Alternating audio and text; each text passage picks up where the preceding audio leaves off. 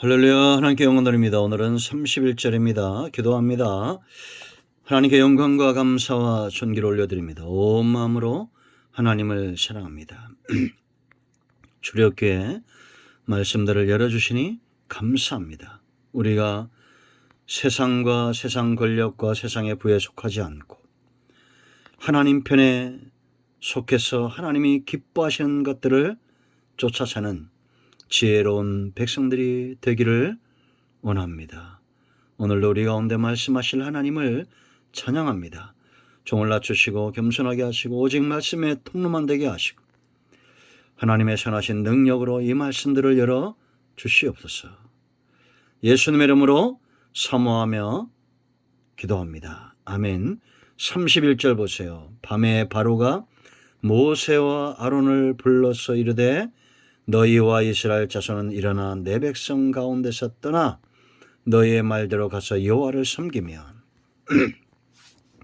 하나님이 행하신 이 진노의 재앙이 얼마나 컸고 그 충격이 얼마나 컸는지 바로가 받은 충격이 그대로 드러나고 있다는 겁니다. 10가지 재앙이 진행되는 동안에 바로의 완악함을 우리가 보았지. 그렇게 완악하고 완고했던 바로의 마음도 깨트리시는 분이 하나님이시다라는 겁니다. 그러므로 여러분, 우리는 하나님과 신경전을 벌여서는 안 되고 줄다리기 해서는 안 됩니다. 하나님 앞에서 세상의 어떤 권력이 어떤 능력이 하나님의 선하신 뜻을 꺾을 수 있겠습니까? 순종하는 자들이 복이 있는 것입니다. 하나님 편에 서 있는 자들이 복이 있는 것입니다. 이 바로의 모습을 보세요, 여러분. 그가 급히 부른 것은 지혜로운 거죠. 잘한 것입니다. 그런데 그의 말을 보세요. 여전히 변함이 없습니다. 변화되지 않았습니다. 내 백성 가운데서 떠나라 라고 말합니다. 여러분, 바로가 애굽의 왕이라고 해서 그 땅이 바로의 것입니까? 그 백성이 자기의 백성이에요? 아니잖아요. 바로 위에 행하시는 하나님의 능력, 하나님의 살아계심, 하나님의 존재를 인정하는 믿음이 없다라는 겁니다. 그러므로 여러분, 철저하게 믿음은 이스라엘 백성들 자손들에게 주어지는 하나님의 선물임을 알아야 되고, 우리가 세상에 하나님의 복음을 전하고 말씀을 전할 때 완고한 자들, 바로처럼 완고한 자들이 있습니다. 그럴 때도 이상히 여기지 말아야 됩니다. 이미 그들은 바로처럼 세상의 모든 부와 명예와 양심이 화인맞아 굳어진 상태며 말씀이 떨어져도 뿌리를 내리지 못하는 그런 강팍한 마음이 되었다라는 겁니다. 우리는 마땅히 이러한 지경에 처한다면 회개하고 하나님을 섬기는 자리로 돌아와야 되겠죠. 연단받고 훈련받을 때 기꺼이 언약 백성으로 이스라엘 자손으로 여호와의 군대로 돌아와 하나님을 섬기며 하나님의 뜻을 이루는 지혜로운 백성들이 되어야 될 줄로 믿습니다. 자, 32절 있습니다. 너희가 말한 대로 너희 양과 너희 소도 몰아가고 나를 위하여 축복하라 하며, 여러분, 간계, 이것은 바로의 전형적인 방법이었습니다.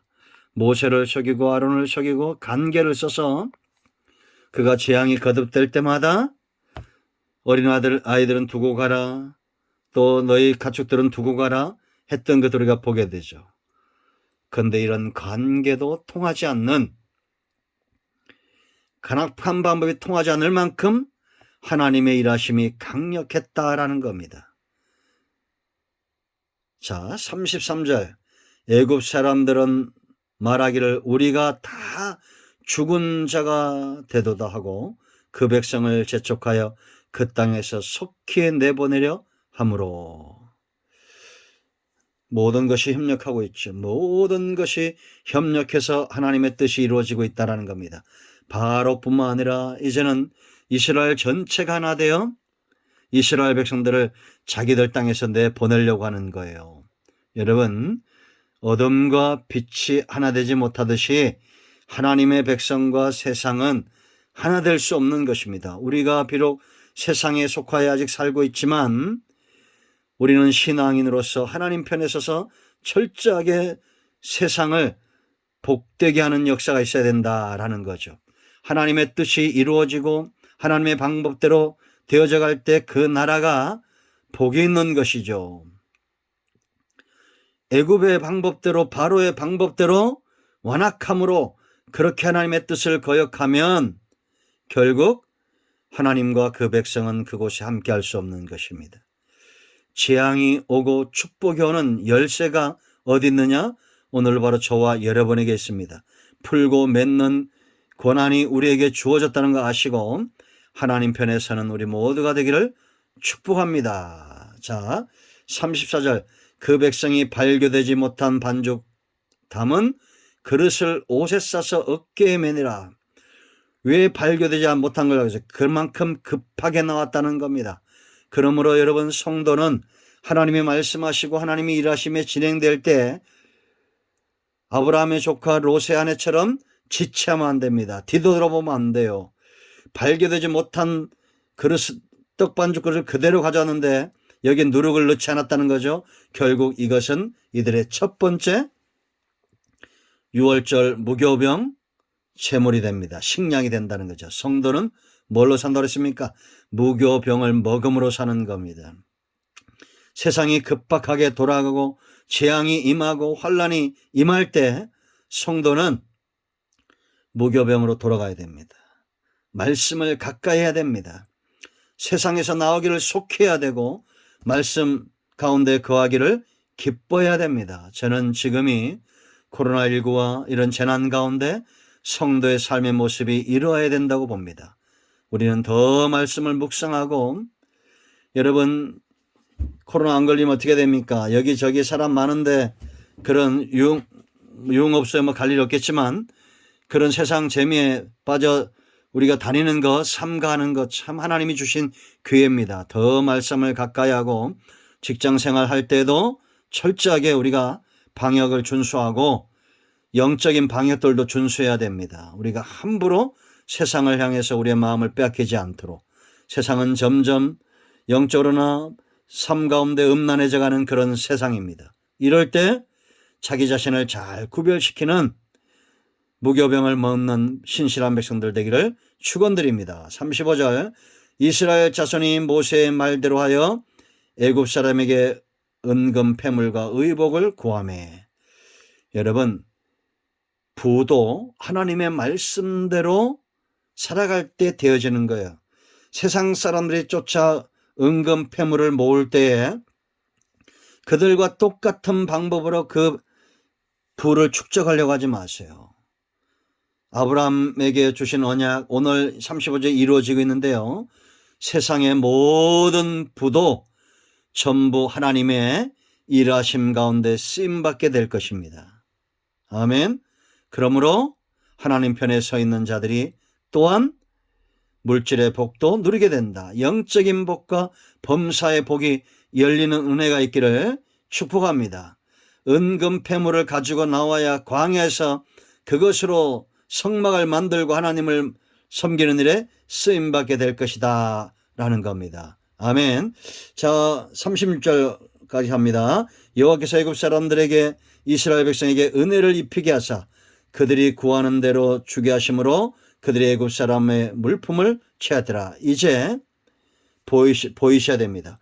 어떻게 하면 물질의 복도 임하는가? 영적으로 바로 서 있어서 우리가 보디발의 집에 요셉처럼 은혜를 입어야 됩니다. 하나님이 함께하는 사람들은 세상에서 은혜를 입게 되어 있어요.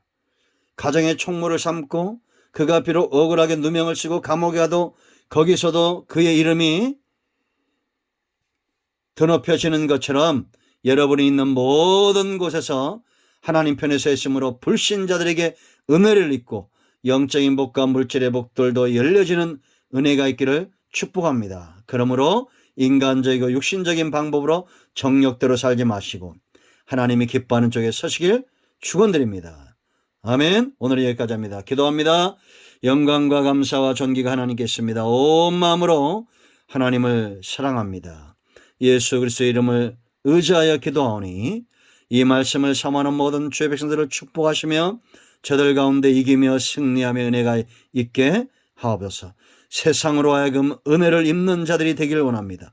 하나님 편에 철저하게 서서 세상을 복되게 하고 하나님의 살아계심을 나타내는 하나님의 능력의 통로가 되게 하옵소서. 우리 가운데 마음이 상한 자, 육체가 병든 자, 주의 위로를 기다리며 응답을 기다리는 모든 주의 백성들 가운데 회복이 있게 하옵소서. 예수님의 이름으로 사모하며 축복하며 취하며 기도합니다. 아멘. 할렐루야. 여러분 모두를 축복합니다. 아멘.